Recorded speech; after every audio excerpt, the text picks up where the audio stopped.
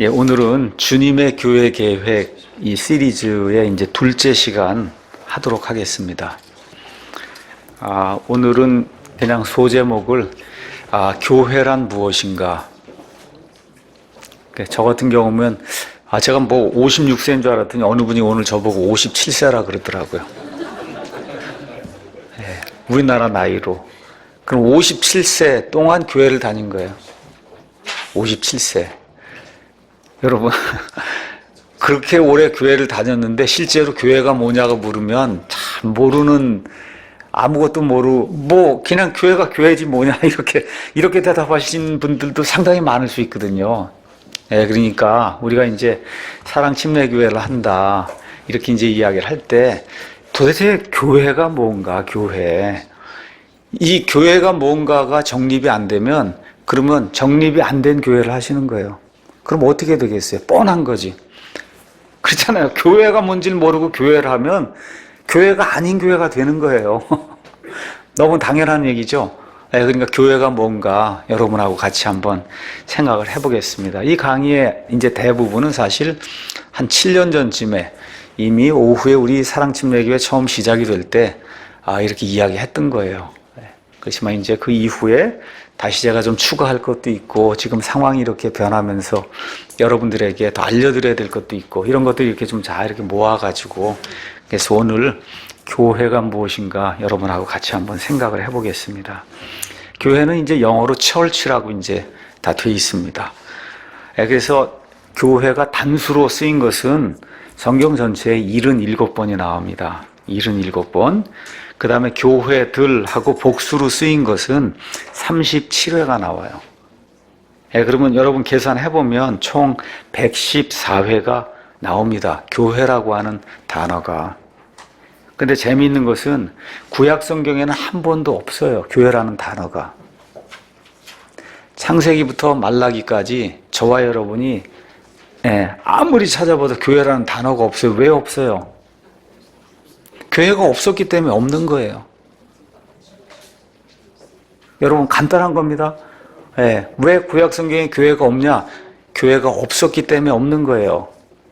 우리 예수님께서 마태복음 16장 18절에 베드로의 그 믿음의 고백, 당신은 그리스도이시오 살아계신 하나님의 아들이십니다 라고 고백을 하게 될 때 이 반석 위에, 이 믿음의 고백 위에 내가 내 교회를 세우리니, 영어로 I will build my church 이렇게 돼 있어요.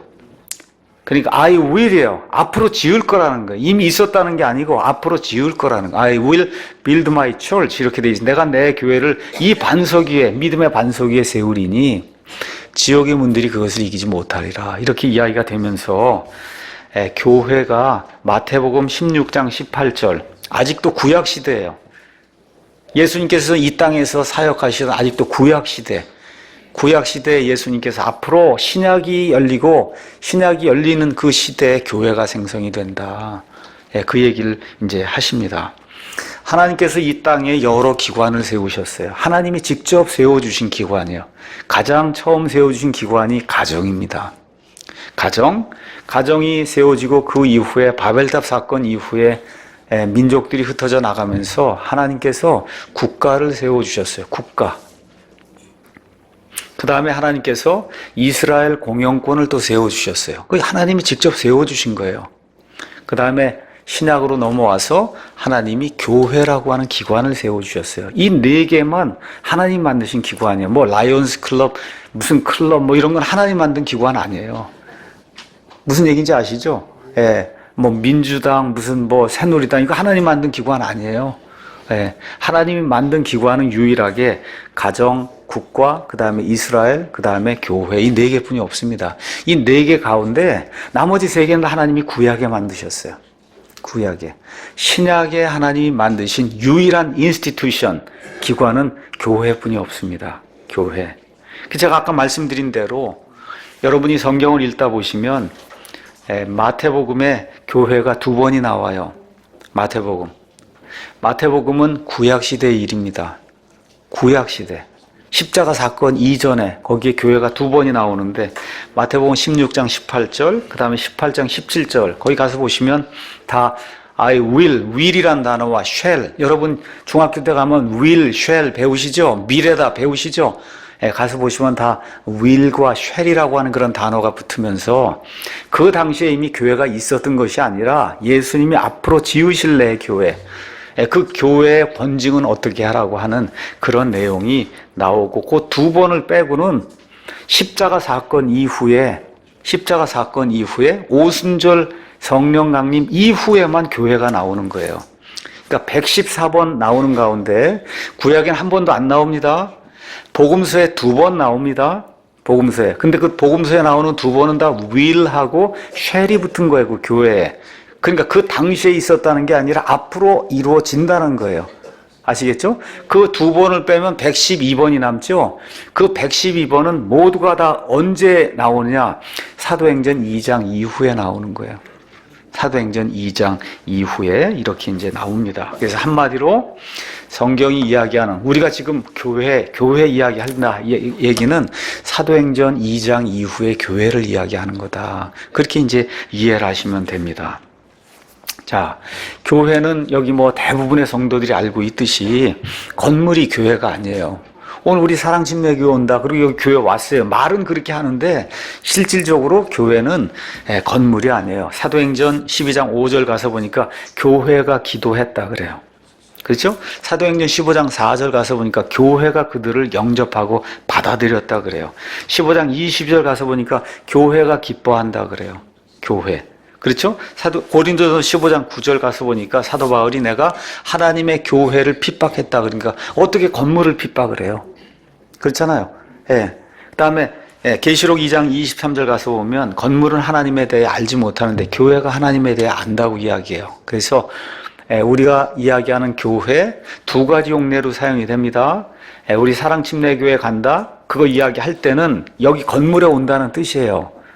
맞죠? 그럼에도 불구하고 그거는 파생이 된 그런 의미지, 우리가 사랑침례교회, 교회라고 이야기할 때는 사람을 이야기하는 거다.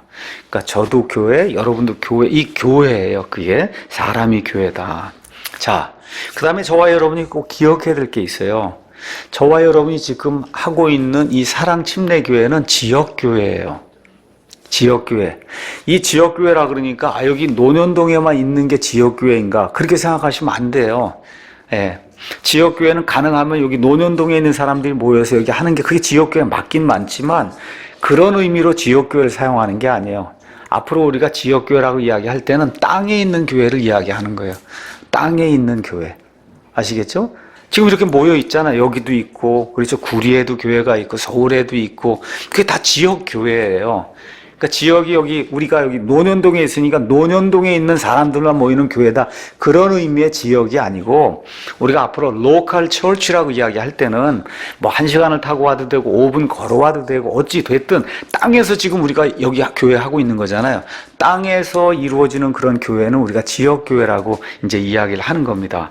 자, 지역교회는 뭐냐? 어떤 목적을 위해 사람들이 모여있는 집회가 지역교회예요. 지역교회. 그래서 사도행전 11장 26절 거기 가서 보면 바울과 바나바 이야기가 나오면서 안디옥의 이야기예요. 바나바와 바울이 교회, 안디옥에 있는 교회와 함께 모였다 그랬어요. 모였다. 사도행전 14장 27절 바울과 바나바가 전도 여행 다 하고 난 다음에 그들이 교회를 함께 모아 그 교회에게 1차 선교 여행이 이렇게 진행이 됐다고 보고하는 그런 내용이에요. 교회를 모으는 거예요. 고린도전서 11장 18절에도 교회는 함께 모이게 돼 있어요. 고린도전서 14장 23절 온 교회가 다 같이 한 곳에 모였다. 여러분 건물이면 어떻게 온 교회가 다 같이 움직이고 그렇게 모이겠어요? 아니잖아요. 사도행전 2장 42절, 44절, 46절 초대교회 성도들은 모였습니다. 그래서 제가 말씀드리는 그 지역교회 초점은 뭐냐? 모이지 않는 교회는 성경의 용례상 이 땅에서 교회가 아니라는 거예요. 그러니까 구원은 받을 수 있습니다. 어떤 사람이 구원은 받을 수 있어요. 예를 들어 에티오피아 내시가 사막에서 가자에서 빌립의 전도를 받고 구원받았습니다. 만일에 그 사람이 내려가서 에티오피아에 갔는데 아무도 없어요. 그래도 이미 구원은 받았잖아요. 그렇죠? 그러면 그 사람 자체가 하나의 이제 교회인데 그거는 그렇지만 같이 모이는 사람이 없으면 지상에서의 지역교회는 아니라는 거예요. 여러분 이해하시겠죠? 예, 그래서 사도 바울이 히브리서 10장 25절에 우리의 함께 모이는 일을 패하는 어떤 자들과 같이 되지 말라. 특히 마지막 때가 가까이 오는 것을 보면은 그러면 우리의 함께 모이는 일을 패하려고 하는 그런 사람이 많이 생긴다는 거예요. 그런 일을 패하는 사람이 되면 안 된다. 그러니까 이 땅에 있는 이 교회, 지역교회라고 할 때는 모여야 교회가 되는 거다. 모여야 교회가 되는 겁니다. 자, 그러면 교회라고 하는 말에 대해서 제가 여러분에게 좀 설명을 하도록 하겠습니다. 교회, 우리나라 말로 이제 교회, 그 다음에 영어로는 church로 이제 번역이 된 그리스 말은 여러분이 아시는 것처럼 에클레시아라고 하는 그런 말이에요.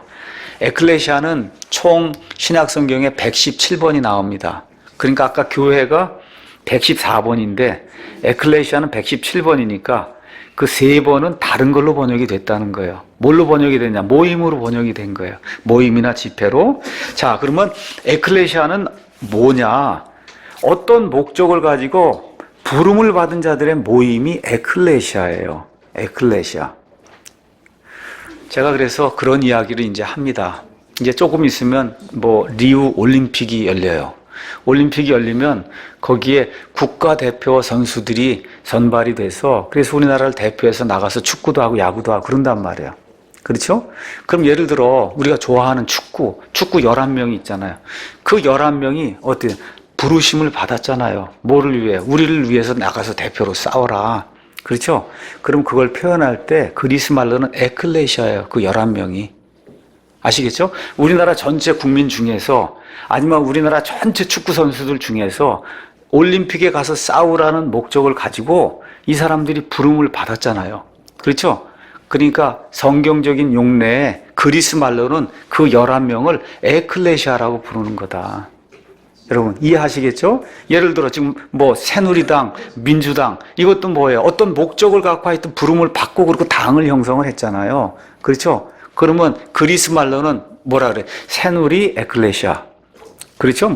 더민주 에클레시아. 이렇게 에클레시아의 그거 자체가. 예. 우리 교회도 오늘 아침에 체리티 콰이어가 여기 나와서 참새 돌보시는 주님을 불렀잖아요. 우리 교회 성도들이 한 600명, 650명 되는 가운데 부름을 받았잖아요. 30명이고가. 그렇죠? 그 부름을 받아서 뭘 하려고? 하나님을 찬양하기 위해서. 그럼 여기 나와 있는 요 사람도 우리가 그리스 말로는 에클레시아라고 부르는 거예요. 에클레시아. 그렇죠? 그렇게 되니까 에클레시아라고 하는 그런 의미는 뭐냐 하면 하여튼 어떤 목적을 두고 왕이 부르든지 아니면 어떤 통치자가 부르든지 아니면 어떤 리더가 부르든지 하여튼 그 목적을 두고 그리고 부름을 받은 사람들의 모임이 에클레시아예요. 에클레시아. 자, 이러다 보니까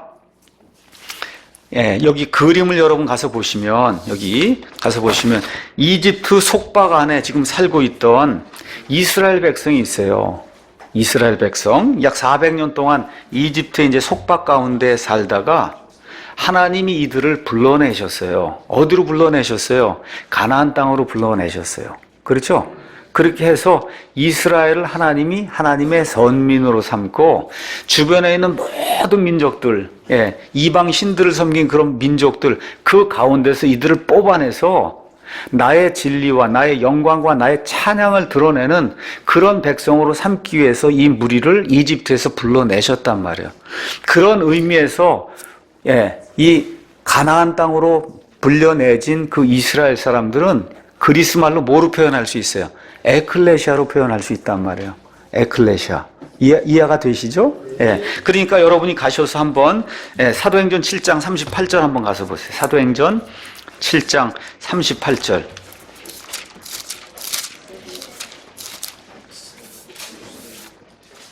거기 가서 보시면 시내산에서 자기에게 말하던 그 천사와 또 우리 조상들과 함께 광야에 있던 교회에 있으면서 살아있는 말씀들을 받아 우리에게 주던 자가 바로 이 사람이다. 이 사람이 누구냐? 모세란 말이에요.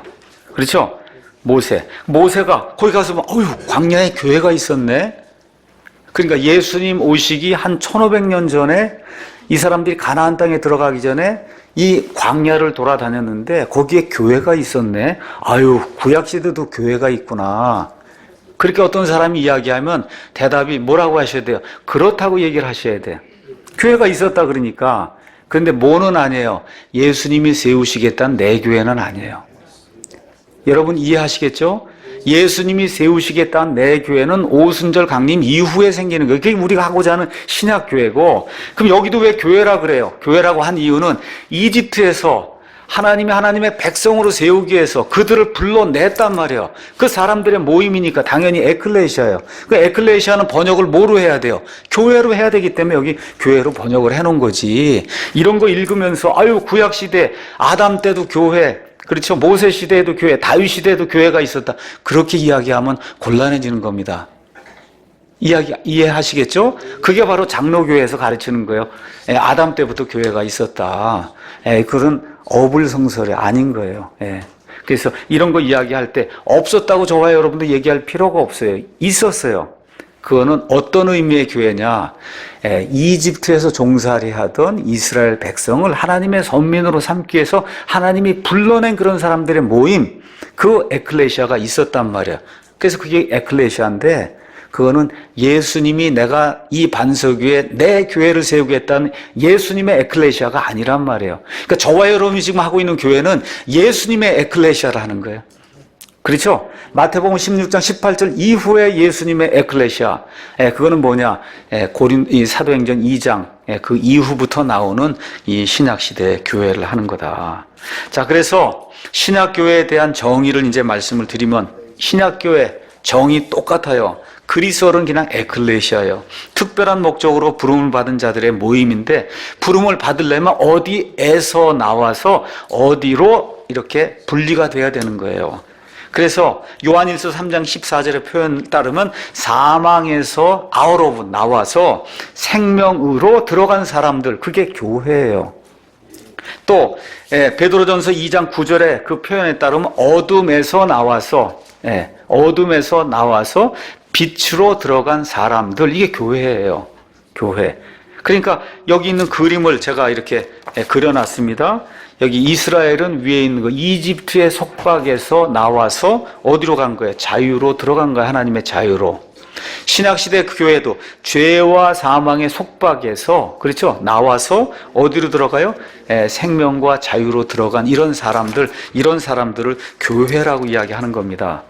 그러니까 저와 여러분이 교회라고 이야기할 때, 이게 그냥 원래 그리스말의 의미에 그냥 어디서 부르심을 받은 사람, 그런 자들의 교회, 그 야구선수도 교회라 그랬습니다. 제가 에클레시아.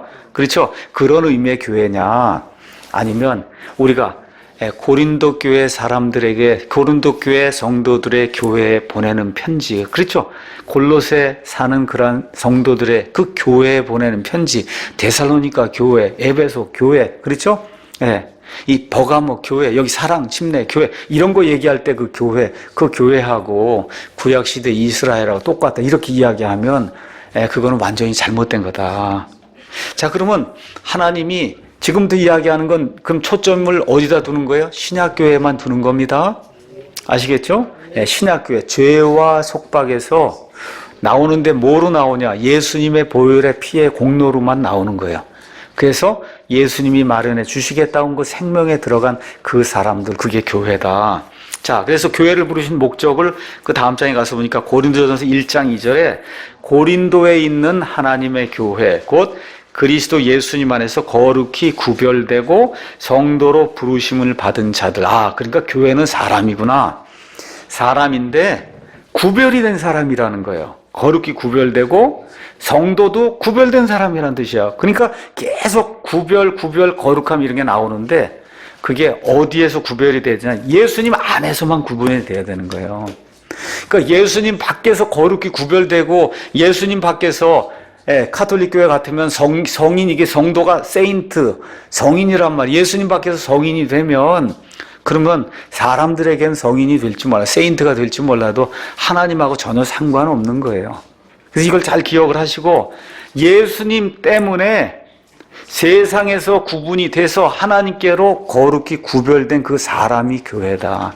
그러니까 교회를 이렇게 하나님이 부르신 목적은 하나님께로 거룩히 구별된 사람들을 만들기 위해서 신약교회를 이렇게 만드신 거다. 자, 그 다음에 고린도전서 1장 9절 가서 보니까 너희를 부르사 자신의 아들 예수 그리스도 우리 주와 교제하게 하시는 하나님은 신실하. 그러니까 교회를 이렇게 불러내신 목적 중에 하나는 하나님과 교제하는 사람들을 만들기 위해서. 여러분 누구하고 교제를 하세요? 좋아하는 사람들하고 하시죠. 그렇죠? 그러니까 하나님이 좋아하는 사람들을 만들기 위해서 자기하고 이야기하고 나누기를 원하는 그런 사람들을 만들기 위해서 그래서 교회를 불러주셨다는 거예요. 15장, 사도행전 15장 14절 가서 보니까 하나님께서 처음으로 이방인들 가운데서 자신의 이름을 위하여 한 백성을 취해내시려고 그들을 찾아가신 것을 시므온이 밝히 말하였다. 자, 여러분 에베소서 2장에 가서 보시면 아주 놀라운 그런 말씀이 그 안에 이제 기록이 되어 있습니다. 에베소서 2장 한번 가서 보겠습니다.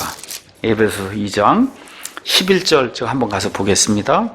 그러므로 기억하라. 너희는 지금 에베소 교회 성도들에게 이야기하는 거, 말 그대로 교회에 이야기하는 거예요.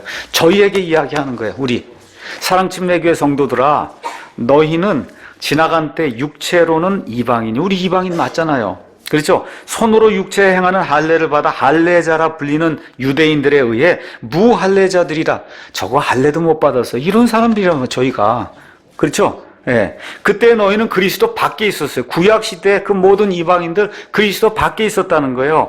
이스라엘 연방 국가 밖에 있던 외인들이며 약속의 언약들, 하나님이 아브라함과 이삭과 그 다음에 야곱에게 주시겠다는 그런 약속의 언약들은 다 유대인들에게 해당이 되는데 그 언약들 거기에서는 아예 분리된 낯선 자예요. 상관이 없는 그런 사람이에요. 세상에서 소망도 없고 하나님 밖에 있었어요. 맞습니까, 여러분? 예. 근데 한때 멀리 떨어지던 너희가 이제는 그리스도 예수님 안에서 그리스도의 피로 가까워졌다는 거예요. 예수님의 피로. 그분은 우리의 화평이시니라.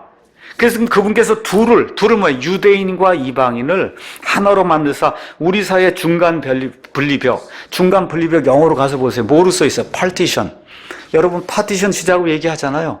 중간 분리벽이 있었다고. 구약 시대에는 이방인 이쪽, 유대인 이쪽하고 중간 분리벽이 있었는데 이제 신약시대가 열리면서 이 둘을 하나로 하시기 위해서 중간 분리벽을 허물어 내셨단 말이에요. 그렇죠? 이렇게 하셔서 원수되게 하는 것, 즉 규례들에 수록된 명령들의 율법을 자기 육체로 없애셨으니 이것은 이 둘을, 유대인과 이방인을 자기 안에서 하나의 새 사람, 뭐예요? 교회로 만들기 위해서 그렇게 해서 화평을 이루려 하십니다. 그래서 18절에 가서 보니까 그분을 통하여 우리 둘이 유대인과 이방인이 한 성령을 힘입어 아버지께로 나아감을 얻나니 그러므로 이제 너희는 더 이상 낯선 자와 외국인이 아니요 이제 성도들과 더불어 동료 시민이요 하나님의 집안에 속한 자들이 우리가 그렇게 된 겁니다. 그런 일들을 하나님께서 언제부터 시작하셨냐? 예수님 이 땅에 계시는 동안에 기초 작업을 다 해놓으셔서 여러분 아기를 낳으려면 애가 일단 9달 동안 이 배 안에 수태가 되어 이 안에 있어야 되잖아요. 그리고 9달 이후에 밖으로 출생이 돼서 나오잖아요. 그렇죠? 우리 예수님께서 이 땅에 계시는 동안에 이 교회를 수태하시기 위해서 그래서 여기 120명의 이와 같은 제자들도 다 만드시고 이렇게 한 이후에 오순절 성령 강림이 되는 날 이 교회가 뻥 하고 세상에 튀어나왔단 말이에요. 그래서 교회를 형성하도록 하나님이 그렇게 만들어 주셨어요. 그래서 처음에는 100% 유대인들의 교회, 유대인들만 돼 있어요. 한 10년 동안은. 10년이 지난 이후에 유대인들이 계속해서 고집을 피우게 되자 결국은 하나님께서 이방인들의 사도 바울을 부르시며 그래서 이방인들에게로 은혜의 복음이 전달되도록 하면서 유대인들은 하나님의 계획에서 멀어서 떨어져 나가게 되는 그런 일이 생기면서 지난 한 1900년 동안 말 그대로 교회, 그럼 교회는 이방인들의 교회예요. 물론 유대인도 들어올 수 있어요. 들어옴에도 불구하고 그 수가 엄청나게 작습니다. 그렇기 때문에 여기 사도행전 15장 14절에 하나님께서 처음으로 이방인들 가운데서 처음으로, 그러니까 구약에는 없었단 말이에요. 자신의 이름을 위하여 한 백성을 취해냈다. 그게 누구예요? 그게 교회예요. 그러니까 교회를 이 시대 하나님이 만드신 목적이 뭐냐? 하나님의 이름을 위해서, 하나님의 이름을 찬양하는 그런 백성을 만들기 위해서 이 시대에 하나님께서 교회를 만들어 놓으셨다. 자, 이렇게 해서 교회를 부르신 목적 우리가 잘 아는 거 한번 가서 로마서 8장 28절부터 한번 가서 보도록 하겠습니다. 교회를 부르실 때 그 부르실 목적을 이루기 위해서 하나님이 여러 가지 과정을 통해서 우리 교회를 이렇게 완벽하게 하십니다. 8장 28절. 우리가 알거니와 하나님을 사랑하는 자들 곧 그분의 목적에 따라 부르심을 받은 자들에게는 모든 것이 합력하여 선을 이루느니라. 근데 사실 이거를 앞뒤 문맥 딱 잘라내고 이것만 인용하는 경우가 많아요. 그래서 어려운 일 당하고 할 때 이것만 가지고 하나님께 이게 주장하는 거, 뭐 틀린 건 아닙니다. 근데 앞뒤 문맥상 모든 것이 합력하여 선을 이룬다는 그 문맥은 저와 여러분을 하나님의 자녀로 만들어서 나중에 하나님의 본성에까지 참여하게 해준다는 그런 의미의 복을 이야기하는 거예요. 원칙적으로는. 그래서 그 구절이 나온 다음에 29절, 그분께서 자신이 미리 하셔요. 미리 하셔요. 예지하시는 그런 분들, 그런 사람들을 또한 예정하사 자신의 아들의 형상과 같은 모습이 되게 하시는 거예요. 그러니까 우리가 교회가 돼서 하나님의 구원의 백성이 된다고 할 때는 이미 하나님이 미리 하시는 거예요. 아, 저 사람 복음이 들어가니까 저 사람 나를 받아들이는구나. 하나님 미리 아시고, 그리고 그들을 예정하셔서 하나님의 아들의 형상과 같은 모습이 되니까 저와 여러분이 나중에 구원받아 하늘나라에 이제 올라가잖아요. 지금 이미 구원받았지만 나중에 몸이 다 변화가 돼서 영화로운 몸을 입고 그리고 하나님 앞에 서면 하나님의 아들의 형상과 똑같은 모습이 된다. 그게 무슨 얘기예요?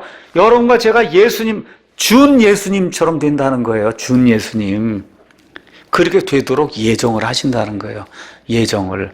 아직까지는 실질적으로 이루어지진 않았어요. 구원 받았기 때문에 앞으로 그 일이 이루어지는 거예요. 그래서 예지하시고 아들의 형상과 똑같이 그렇게 되도록 예정하시고, 뿐만 아니라 그분께서는 자신이 예정하신 그들을 이제 부르시는 거예요. 부르세요. 그리고는 자신이 부르신 그들을 또한 의롭다고 칭해 주시고, 그렇죠. 자신이 의롭다고 하신 그들을 맨 마지막에 영화롭게 해서 어느 정도로 영화롭게 하냐? 하나님의 본성에 참여하는 자들이 되게 해주신다는 거예요. 그거 다른 얘기로 하면 준 하나님이 되게 하겠다는 거예요. 하나님 정도는 아니지만 하나님과 거의 비슷하게 그렇게 거룩함과 능력과 이런 것들이 그 정도가 되는 그런 존재로 하나님 만들어 주신다는, 그게 교회를 부르신 목적이다. 그러니까 이런 걸 생각을 하면 엄청난 거예요. 엄청난 거다. 지금은 우리가 이런 유한한 공간에서 그 무한대의 그런 거를 어떻게 가늠을 못 해보잖아요. 가늠이 안 되는 거예요. 이 엄청난 그 규모의 그 하나님이 우리에게 주시겠다는 이 복이 우리의 이 유한한 머리로는 가늠이 안 되는 거예요. 그 영역을 벗어난 거기 때문에. 아시겠죠? 그렇지만 하나님이 그런 목적을 가지고 저와 여러분을 부르신다는, 그러니까 교회에 속한다고 하는 건 보통 영광이 아니다. 그래서 어렵고 힘들고, 저도 요새 이런 거 저런 거 생각을 하면, 야, 진짜 인생은 고통의 연속이란 말이 진짜 맞는구나. 기쁜 날은 진짜 몇 없구나. 매일이 고통이에요. 매일이 고통이고 고난이고 이게 연속이구나. 아유, 목사님도 그러냐고. 아유, 저도 마찬가지. 저는 몇 가지 일을 하기 때문에 여러분보다 고생이 몇 개가 더 됩니다. 몇 배가. 그렇게 돼요. 정말 알 수 없는 그런 일들이 생기기도 하고 어려움 많이 겪어요. 그래도 어제도 한 형제하고 저녁 때 이야기, 그런 거 저런 거 다 생각하면 여기 와서 설교하고 그럴 수 있는 입장이 못 된다, 내가. 그 입장이 못 된다, 지금. 그런데 그냥 내가 죽어도 해야 될 일이기 때문에 그래서 지금 와서 설교도 하고 있는 거다. 어떤 형제하고도 어제 그렇게 이야기를 했는데, 그렇게 어려움을 당하면서도 하여튼 내 유한한 머리는 이해가 안 되지만 나중에 하나님의 본성, divine nature, 하나님의 그 본성에 참여해서 예수님과 함께 공동 상속자가 돼서 하나님의 모든 것, 상속, 유업을 공동으로 다스리는 자가 된다는 거예요. 그게 교회를 부르신 목적이다. 그러니까 저와 여러분이 그 스케일을 그렇게까지 가지고 이렇게 교회를 대하게 될 때 이게 그냥 만만하게 이렇게 대하고 그냥 어떤 사람들 표현 그냥 개차반으로 교회하고 이런 거 아니에요. 교회가 이거 가서 그 교회의 영광과 이런 걸 생각을 하면 그건 천국에 가서 그러면 되는 거 아닙니까? 그건 거기 가서는 자동으로 될 거고요. 여기 이 땅에도 그 자동으로 될 그런 자격을 가지고 이렇게 분명히 태어난 사람은 이 땅에서도 교회 바르게 할 수밖에 없어요. 그렇게 교회를 해야 되는 거예요. 자, 그러면 교회는 누가 소유하냐? 교회, 그렇죠? 교회 소유주. 마태복음 16장 18절에 또 내가 네게 이르노니 너는 베드로라. 이 반석 위에 이 반석은 베드로가 아닙니다. 베드로를 반석으로 두고 있는 교회는 가짜예요. 예. 그래서 이 반석, 그건 뭐예요? 베드로의 믿음의 고백. 그게 뭡니까? 당신은 그리스도시여 살아계신 하나님의 아들이십니다라는 이 반석 위에 내가 내 교회를 세우리니 지옥의 문들이 그것을 이기지 못하리라. 그러니까 교회의 소유자 1차는 누구예요? 내 교회라 그랬으니까 예수님이 이 교회의 소유주예요. 두 번째, 디모데전서 3장 15절 가서 보니까 그러나 내가 오랫동안 지체하면 내가 하나님의 집에서 어떻게 처신해야 할지 알게 하려 하노니, 디모데에게 이야기하는 겁니다. 사도 바울이. 이 집은 살아계신 하나님의 교회예요. 진리의 기둥과 터니라.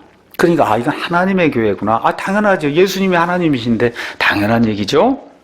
그 다음에 사도행전 20장 28절 가서 보니까 이제 에베소 교회 장로들, 에베소 교회 목사들에게 부탁하는 이야기예요. 그러므로 너희 자신과 모든 양떼에게 주의를 기울이라. 성령님께서 너희를 그들의 감독자, 성령님께서 너희를 그 교회의 감독자로 삼으사 하나님의 교회 곧 그분께서 자신의 피로 사신 교회를 먹이게 하셨느니라. 이 피로 사신 분이 누구예요? 구체적으로 예수님이에요. 그 예수님이 뭐라 그래요? 하나님의 교회라니까 예수님이 하나님이구나. 지금 성경이 그렇게 이야기하는 겁니다. 그래서 교회는 아주 구체적으로 이야기하면 예수님의 교회예요. 조금 더 넓게 하고 예수님의 하나님이기 때문에 하나님의 교회예요. 그러니까 아버지 하나님의 교회, 아들 하나님의 교회, 성령 하나님의 교회, 무슨 교회라고 이야기해도 상관이 없다. 오직 교회는 하나님의 교회예요. 하나님의 교회, 예수 그리스도의 교회다. 자, 그러면 이 교회에 어떻게 속할 수 있느냐. 자, 이 교회에 대한 정의를 다시 한번 이야기합니다. 여기 지금 얘기할 때, 여기 교회 소유주 이런 거 이야기할 때 교회는 조금 이따 이제 말씀을 드리겠지만, 교회는 크게 지역교회가 있고, 그 다음에 예수님의 몸으로서의 교회가 있어요. 성경에 가서 보시면.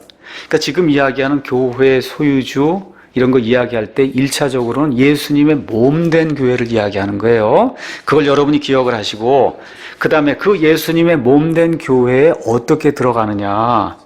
고린도전서 12장 13절 가서 보니까 우리가 유대인이나 이방인이나 매인자나 자유로운 자나 모두 한 성령에 의해 침례를 받아 한 몸 안으로 들어왔으며 모두가 마시게 되어 한 성령 안으로 들어왔느니라. 그러니까 예수님의 몸된 교회, 아시죠? 예수님의 몸된 교회. 예수님의 몸된 교회를 먼저 설명을 하겠습니다. 여러분, 그 다음 장 가서 한번 보세요. 그 다음 장 가서 보시면, 여기 교회가 있는데, 여기가 머리가 있고, 그렇죠? 여기 머리가 있고, 이 안에 지금 몸이 있어요. 그렇죠? 그래서 예수님이 머리가 되고, 그 다음에 여기 예수님을 머리로 두고 있는 지체들이 있어요. 멤버들이 있어요. 이게 교회예요. 이렇게 얘기할 때 교회는 구원받은 자들이에요. 그러면 이렇게 얘기할 때 교회에 구원받지 못한 사람이 있을 수 있을까요? 없을까요? 이렇게 얘기할 때 교회, 여기에는 없는 거예요. 근데 지금 이 땅에 있는 이 지역교회, 사랑침례교회, 무슨 교회, 이 땅에 있는 이 교회에는 구원받지 못한 사람도 있을 수 있어요? 없어요? 여기. 있어요. 이걸 구분을 잘 하셔야 돼요. 이거 구분을 잘 하셔야 된다. 여기 구원받지 못한 사람도 있을 수 있는 거예요. 이건 땅에 있는 교회 지금 하는 거니까. 근데 지금 예수님의 몸에 속했는데 난 구원받지 못했다. 이건 있을 수 없는 일이에요. 그런 교회를 지금 이야기하는 거예요. 예수님이 머리가 되시고 저와 여러분이 지체가 되는 이런 교회는 어떻게 속하냐? 유대인, 이방인 상관 있어요? 없어요? 없어요. 피부색 상관 있어요? 없어요? 키 큰 사람, 작은 사람, 남녀노소, 빈부귀천 상관 있어요? 없어요? 없습니다. 유일하게 자유인이나 노예나 이거 상관없어요. 유일하게 어떤 사람만 이 몸에 들어오냐? 성령 침례를 받은 사람만 들어오는 거예요. 물 침례 100번 받아도 못 들어오는 거예요. 성령 침례는 뭐예요? 성령님이 처음부터 여기 발끝까지 나를 성령님 안으로 푹 가두는 그런 일. 그거를 성경은 다시 해서 뭐라고 얘기하냐? 다시 태어나는 거다. 그렇게 이야기하는 거예요. 다시 태어나는 거. 알겠죠? 그러니까 다시 태어나는 일을 경험한 사람만 들어오는 거예요. 이 교회 안에. 그렇죠? 그러니까 예수님의 몸된 이 교회에 저와 여러분이 들어와야 된다. 교회 50년 다녀? 소용없어요. 그렇죠. 주일 성수 50년 소용없어요. 하루를 다녔어도 성령 침례를 받으면 들어오는 거예요. 맞죠? 다시 태어나면 들어오는 거예요, 이 교회는. 근데 이 성령 침례는 언제 일어나냐? 여러분 잘 아시는 것처럼 오순절 성령 강림이 일어난 사도행전 2장에 성령 침례가 처음 일어나는 겁니다. 그렇죠? 그래서 그 이후부터 예수님의 몸에 더해지는 사람들이 생겨난 거예요. 예수님이 머리가 이렇게 있고, 그래서 예수님이 승천해서 지금 머리가 이렇게 있고, 더해지는 일들이 시작이 이제 된 겁니다. 그렇죠? 그래서 신약시대 우리가 이야기할 때는 구체적으로 이야기하면 십자가 사건 이후가 신약시대예요. 십자가 사건 전은 구약시대입니다. 구약이에요. 근데 십자가 사건 이후에도 정확하게 교회시대 그렇게 이야기하면 그건 정확하게 오순절 성령 강림이 이루어진 그날 이후부터, 그 이후부터 그 몸에 더해진 그런 사람, 그 사람이 교회다. 교회예요. 그 물침례는 왜 받습니까? 성령 침례 받은 사람이 하나님과 하나님의 천사들과 마귀와 그의 천사들과 온 세상 사람 앞에서 내가 하나님의 은혜로 다시 태어났습니다라고 증언을 하는 거예요. 증언. 그렇죠? 그러니까 고린도전서 12장 13절 우리가 유대인이나 이방인이나 매인자나 다 한 성령에 의해 침례를 받아 한 몸으로 돌아왔다 얘기하는데 이걸 물침례라고 얘기하면 큰일 나는 거예요. 무슨 얘기인지 아시죠? 물 속에 100번 들어갔다 나와도 예수님의 몸된 교회에 속한 일은 불가능한 겁니다. 불가능해요. 예. 자, 그래서 여기 고린도전서 12장 13절 지금 읽은 것이 바로 신약 교회의 멤버가 되는 그와 같은 원리다. 그럼 이런 거 읽으시면 여러분이 또 어떻게 생각하셔야 돼요? 자, 에베소서 4장 한번 가서 보겠습니다. 에베소서 4장 3절 읽어보겠어요? 화평에 매는 띠로 성령이 하나 되게 하신 것을 힘써 지켜라. 유니티가 나옵니다. 너희를 부르심에 한 소망 안에서 너희가 부르심을 받은 것 같이 한 몸, 한 몸이 뭐예요? 교회란 말이에요. 한 성령, 한 주, 한 믿음, 한 침례, 한 하나님. 여기 완이 나오는 거예요. 그럼 여기 나오는 침례는 물 침례일까요? 아니면 성령 침례일까요? 물 침례예요? 성령 침례예요? 성령 침례를 이야기하는 거예요. 이거를 물 침례라고 얘기하면 장로교, 감리교 침례 안 주는 데는 구원받은 사람 하나도 없다고 얘기하는 거예요.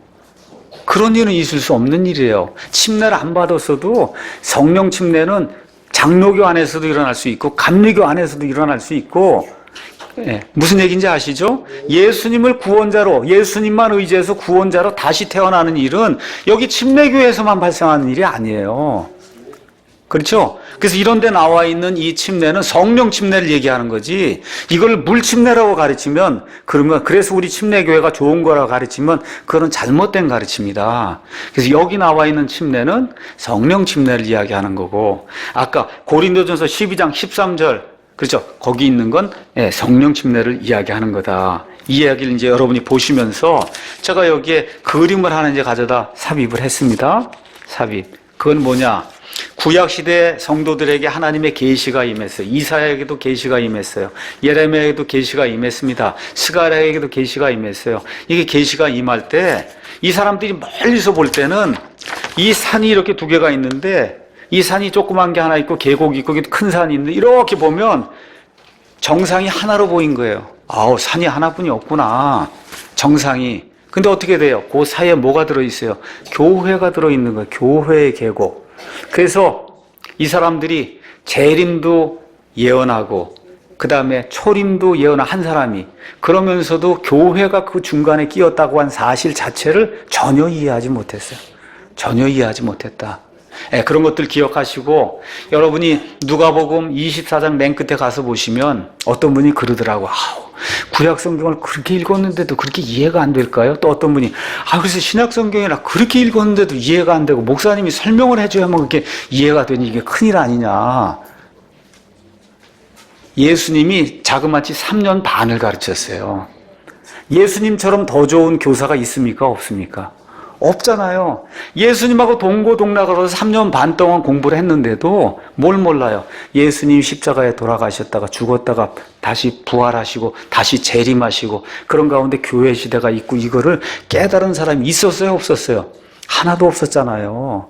그래서 엠마오 마을로 가는 가는 그 길에서 예수님이 구약의 성경들을 다 다시 찾아갖고 이렇게 알려주니까 그때야 그들이 그걸 깨닫고 그들 가운데 마음에 뜨거움이 생기며 성경 구조를 이해하는 그런 일이 생겼거든요.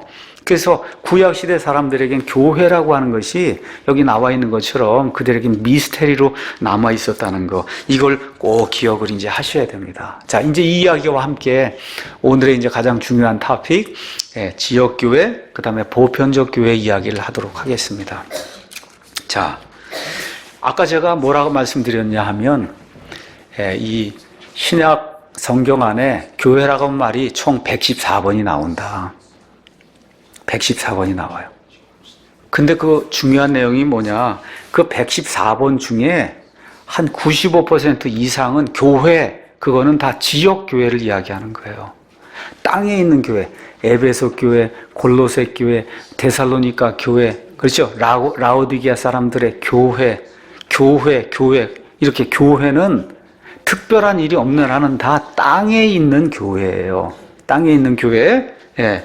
다시 말해서 어떤 한 지역에서 예수님에 대한 믿음을 고백한 성도들 그 모임을 교회라고 이야기한다. 그럼 그런 교회는 눈에 보일까요? 안 보일까요? 보여요? 안 보여요? 보여요. 그래서 그건 우리가 비저블 처치라고 얘기하는 거예요. 보입니다. 보여요. 예. 사랑침례교 이거 모여있는 거 보이세요? 안 보이세요? 보인단 말이에요. 이런 교회가 있어요. 근데 다시 한번 제가 강조하지만 이런 교회 안에는 믿지 않는 사람, 구원받지 못한 사람도 있을 수 있어요? 없어요? 있어요. 있습니다. 예, 그런 사람도 있을 수 있다. 특별히 이번에 우리가 이 메가더 목사님의 그 책을 가지고 우리가 교회의 뼈대가 뭐고, 그렇죠? 교회의 내장이 뭐고, 뇌가 뭐고, 교회 이렇게 나갈 방향이 뭐, 이런 걸 우리가 공부한다 그랬잖아요. 이런 교회는 이런 눈에 보이는 지역교회를 이야기하는 거예요. 아시겠죠? 눈에 보이는 그런 지역교회, 이런 걸 지금 이야기하고 있는 겁니다. 그런데 성경 가서 교회라고 하는 단어를 가서 보시면 그 중에 한 5% 정도는 우리 눈에 보이지 않는 교회도 있어요.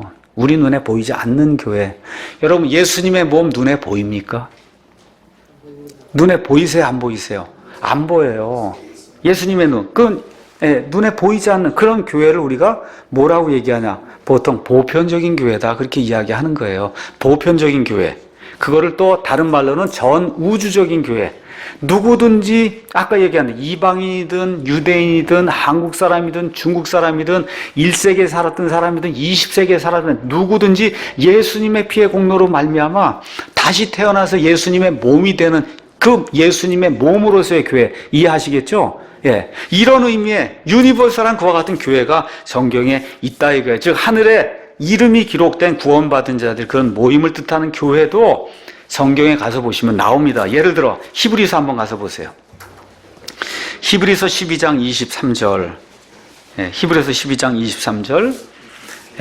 사도 바울이 뭐라고 얘기하느냐? 22절부터 읽어볼게요. 너희는 시온산과 살아계신 하나님의 도시 곧 하늘에 있는 예루살렘과 무수한 천사들의 무리와 총회와 하늘에 기록된 처음 난 자들의 교회와 여기에 다다른 이런 사람들이 있다는 거예요. 여러분, 이런 교회가 사랑침례교회, 이런 지역교회를 이야기해요? 아니에요.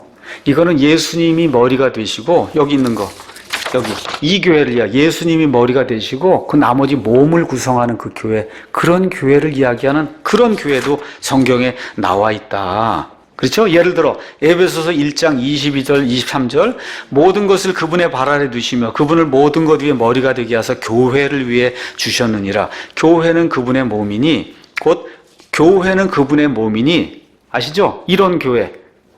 곧 모든 것 안에서 모든 것을 충만하게 하신 분의 충만이다. 이런 의미의 그분의 몸에는 구원받지 못한 자 있을 수 있어요? 없어요? 없죠. 근데 이 지역교회는 있습니까? 없습니까? 현실적으로 있단 말이에요.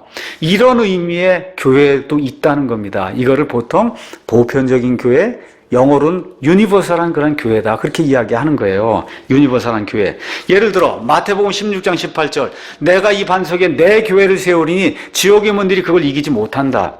여러분, 그런 의미의 교회, 그거 어떤 걸로 이렇게 들리세요? 여러분, 제가 예를 들어보겠습니다. 에베소 교회 지금까지 남아있어요? 없어요? 예, 예루살렘 교회 지금까지 남아 있습니까? 없습니까? 사도 요한이 보았던 소아시아에 있던 그 7교회, 계시록 2장, 3장에 나온 7교회, 그 중에 하나라도 지금 남아 있어요? 없어요?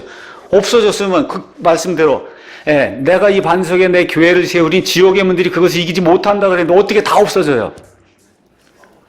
그렇죠? 그러니까 이런 교회는 그런 교회 아닌 거 아시겠죠? 예수님이 머리가 되시고 그 안에 몸이 되는 이 교회는 절대 지옥의 문들이 이기지 못해요. 그렇죠? 그런데 사람들이 이렇게 하면서 세워놓은 지역 교회는 얼마든지 없어질 수 있는 거예요. 에베소 교회도 없어졌어요. 예, 없어지는 겁니다. 우리 사랑침례교 제가 지난주에 얘기한 대로 뭐 잘못하면 앞으로 1년이고 뭐 10년이고 있다 없어지는 거예요. 이런 의미의 교회, 그런 지역교회가 있고 예수님의 몸이라고 하는 그런 의미의 예수님의 신부, 예수님의 몸, 예수님의 지체 이런 의미의 교회가 있단 말이에요. 이거 그러니까 예를 들어 데살로니가전서 4장 16에서 18절 예수님께서 휴거할 때 그 상황을 이야기하면서 주께서 친히 호령과 천사장의 음성과 하나님의 나팔 소리와 함께 친히 내려오시리니 그때 그리스도 안에서 죽은 자들이 일어나고 또 살아서 남아있는 우리가 공중으로 채 올라가, 그렇죠? 이거 휴거되는 이야기, 부활하는 그런 이야기 나오잖아요. 그러면 그렇게 올라가서 예수님과 함께 혼인 만찬 가죠?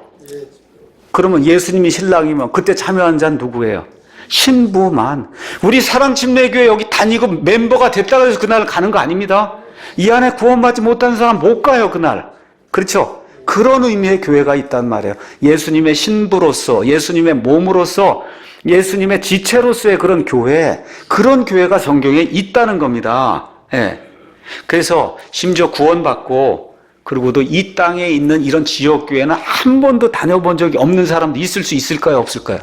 있을 수 있어요. 그래도 이 사람 예수님의 교회 아니에요. 교회예요. 예수님의 교회. 어떤 의미에서? 예수님의 몸의 지체라고 하는 의미, 예수님의 신부라고 하는 의미에서는 교회다. 자, 그럼 한번 사도 바울, 마르틴 루터, 요한 웨슬레, 마르틴 로이드 존스, 여러분 한 번이라도 제가 본 적이 있습니까? 없습니까? 저와 여러분이. 있어요? 없어요? 14세기, 15세기에 침례교회 성도들 본 적이 있습니까? 없습니까? 없죠? 그렇죠? 그럼에도 불구하고 우리가 휴거받고 부활될 때 같이 한 몸으로 신부로 예수님과 결혼하는 거 맞습니까? 예, 그래요. 그런 의미의 교회가 있다는 거예요. 요한 웨슬레하고 저하고 언제 같이 지역교회 해본 적 있어요? 어떻게 해요? 300년이 차이가 나는데. 그렇지 않습니까? 스펄전하고 어떻게 제가 같이 지역교회를 해봐요? 예, 200년이 차이가 나는데, 그러니까 안 되는 거다. 그러니까 다시 말씀드려. 장로교회에 있든, 감리교회에 있든, 성결교회에 있든, 순복음교회에 있든, 그렇죠. 심지어 천주교회에 있든, 그 세상에 있는 그 지역교회가 뭐가 됐든지 간에, 예수님의 피로 말미암아 다시 태어난 그런 성도들의 모임으로서의 교회가 있다는 그거를 우리가 보통 보편적인 교회다 이렇게 이야기를 하는 겁니다. 과거에는 이 보편적인 교회, 유니버설하다는 얘기를 라틴어 쪽에서 이제 이렇게 나오면서 그거를 캐톨릭이라고 표현한 거예요. 카톨릭. 아시겠죠? 예, 카톨릭이라고 그렇게 표현한 겁니다. 그래서 이 우주적인 보편적인 그런 그 뜻이 유니버설이라는 단어가 캐톨릭이라고 표현이 되어 있기 때문에 그래서 여러분이 이 미국 사람들이 사용하는 사도행전에 가서 보면, 사도신경에 가서 보면 우리가 홀리 캐톨릭 처치를 믿는다고 그렇게 고백이 되어 있는 거예요. 그거를 지금 카톨릭 교회 교인들은 이 카톨릭이 바로 우리 카톨릭이다 그렇게 얘기를 하는 거고, 원래 의미의 카톨릭이라고 할 때는 예수님의 몸에 속한 그러한 사람들의 모임이다 그렇게 하는 거예요. 이렇게 자꾸 혼동이 생기기 때문에 그래서 우리가 어떻게 여기 서서 우리가 홀리 카톨릭 처치를 믿는다고 뜻이 아닌 건 알지만 어떻게 우리가 고백을 할 수 있어요. 그러니까 미국에 있는 많은 교포 아이들이 영어로 다 장로교에 다니면은 사도신경을 그걸로 해야 되는데 왜 우리가 홀리 카톨릭 처치를 믿는다고 고백을 해야 되냐, 사도신경. 그래서 우리가 안 하는 겁니다. 불필요하기 때문에. 그래서 원래 캐톨릭이란 말은 지금 카톨릭 신자들이 얘기한 그런 의미의 카톨릭이 아니고 원래는 보편적인 의미로 구원받은 그런 사람들 얘기할 때 그런 의미의 카톨릭이다. 그걸 이제 이해를 하시면 되는 겁니다. 그래서 천주교 개념의 카톨릭 교회가 아니라 오순절 이후에 성령 강림 이후에 주님의 피로 구원받은 모든 사람들, 이걸 가리키는 교회. 근데 앞으로 이런 것만을 자꾸 이야기하면 그럼 교회가 안 됩니다. 지역교회가. 그래서 그것만 말씀드리고 마치겠습니다. 지역교회와 보편적 교회. 자, 보편적 교회만 많이 강조하는 그런 데가 있어요. 어떤 사람이 그러냐? 구원 받았는데 뭐 주일날도 카누도 타고 야구도 보고 그냥 그게 다 이 천지 만물을 창조해서 하나님께 예배하는 거지. 그렇게 하고 교회는 안 가는 거예요. 그래도 나는 교회에 속했어. 예수님의 이 교회, 몸된 교회. 이렇게 주장을 한단 말이에요. 이 보편적 교회를 자꾸 강조하는 사람들은. 카누도 타고 이거 하나님의 천지, 이게 다 예배 드리는 거야. 이렇게 나온단 말이죠. 성경에 나와 있는 지역교회는 그런 거 하는 사람들의 모임이 아니다. 또 이렇게 하다 보니까 어떤 게 나와? 종교 통합이 나오는 거예요. 종교 통합. 이게 다 같은 하나님을 섬기는 이런 게 아니에요. 천주교나 몰몬이다. 다 하나님 하니까 이게 다 보편적으로 하나님의 교회 이거 하는 거 아니냐 하는 종교 통합이 여기서 나오는 거예요. 그렇기 때문에 보편적 교회를 강조하는 그런 교회를 다니면 그러면 예수님의 내 교회가 뭔지 모를 가능성이 굉장히 큰 겁니다. 근데 이제 그렇게 되다 보니까 우리 침례교 선조들이나 이런 분들이 그 반대로 나서서 또 극단적으로 성경에 나와 있는 모든 교회라는 단어는 다 지역교회만을 이야기한다. 그렇게 이야기하는 거예요. 여러분, 지역교회만을 얘기하면 우리 사랑침례교회 다닌 사람은 다 휴거받는 거예요? 큰일 나잖아요. 그건 아니죠. 그렇잖아요. 사랑침례교회 다녔다고 팻말이 붙어있는 그 죽은 사람은 다 부활하냐고요. 아니잖아요. 그렇잖아요. 그러니까 카톨릭 교회 이거 반대하기 때문에 우리가 지역교회를 이렇게 강조하는 것은 맞지만 100% 교회에 나오는 건 다 무조건 교회라고 한다는 지역교회라고 하는 그것도 틀린 거다. 그 얘기를 하는 겁니다. 그러면 여러분, 교회에 아까 들어올 때 어떻게 들어온다 그랬어요? 성령 침례로 들어와야 되는데 그럼 성령 침례로 들어와야 되는데 이 지역교회를 강조하다 보면 그거를 물침례라고 강조를 해버린단 말이에요. 그렇게 하니까 어떻게 돼요? 물침례를 받아야 교회에 들어오는 걸로 교리가 왜곡이 되는 거예요. 그럼 물침례를 누가 줍니까? 대부분 목사. 그러니까 목사의 권위와 이런 것들이 강조가 되면서 목사가 없이는 교회가 안 되는 걸로 착각하는 이런 현상이 생길 수 있다는 겁니다. 여러분, 제가 물어볼게요. 목사 없어도 할 수 있는 교회가 있어요, 없어요? 이 땅에? 얼마든지 있을 수 있는 거예요. 우리는 목사가 있는 교회를 하는 거고 목사가 없이도 형제교회는 이런 데 할 수 있는 거예요. 성경이 그렇게 나와 있어요. 그렇기 때문에 이게 교리가 왜곡이 생길 수 있다. 그래서 제가 이제 결론의 말씀을 드리면 우리가 지금부터 하려고 하는 사랑침례교회는 보편적 교회 하는 거 아닙니다. 여러분 이해하셔야 돼요. 우리가 지금부터 공부하고 뼈대를 세우고 뭐 하려고 하는 교회는 저 위에 있는 예수님의 몸으로서의 그 교회 얘기하는 게 아니고, 아시죠? 여기 이 소울의 땅에 예수님이 원하시는 그런 그 사람들이 모여서 그래서 이 땅에 하는 그런 교회를 하려고 하는 거예요. 그러니까 뭐예요? 지역교회를 하려고 하는 거다. 지역교회. 근데 지역교회는 사람이니까 저도 부족하고 여러분도 부족하니 삐걱삐걱 있을 수 있습니까? 없습니까? 있어요. 근데 저 위에 있는 보편적 교회는 삐걱삐걱 있어요? 없어요? 그건 없는 거예요. 그러니까 이 교회 이걸 하려고 하면 그럼 하나님이 우리에게 지역교회는 이렇게 하라고 청사진을 주셨겠죠? 그렇죠? 그걸 보고 우리가 따라서 이 지역교회를 하면 문제가 안 생기는 거고, 그렇잖아요. 사람의 마음대로 생각을 해갖고 지역교회를 이렇게 해야 되겠다고 청사진을 그려놓고 교회를 하면 무지 문제가 생기는 거예요.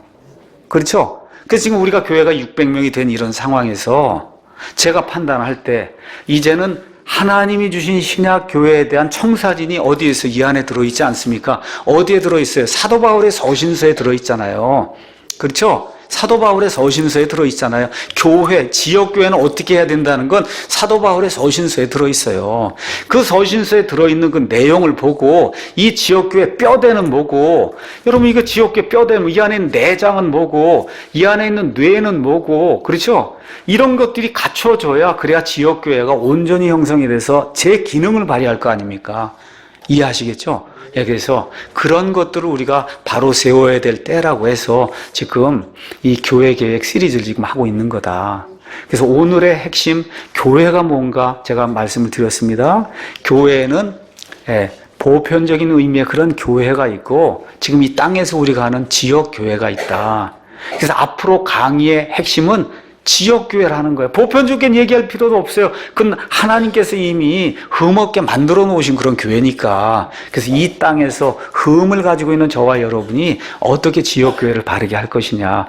여기에 대한 이제 논의도 하고 제가 청사진도 여러분에게 보여드리고 하면서 앞으로 저와 여러분이 사랑침례교회를 하면 교회 여기 청사진에 나와 있는 대로의 그런 교회를 해서 후대들에게 남겨주고 그리고 하나님께로 올라가야 됩니다. 여기까지 하겠습니다.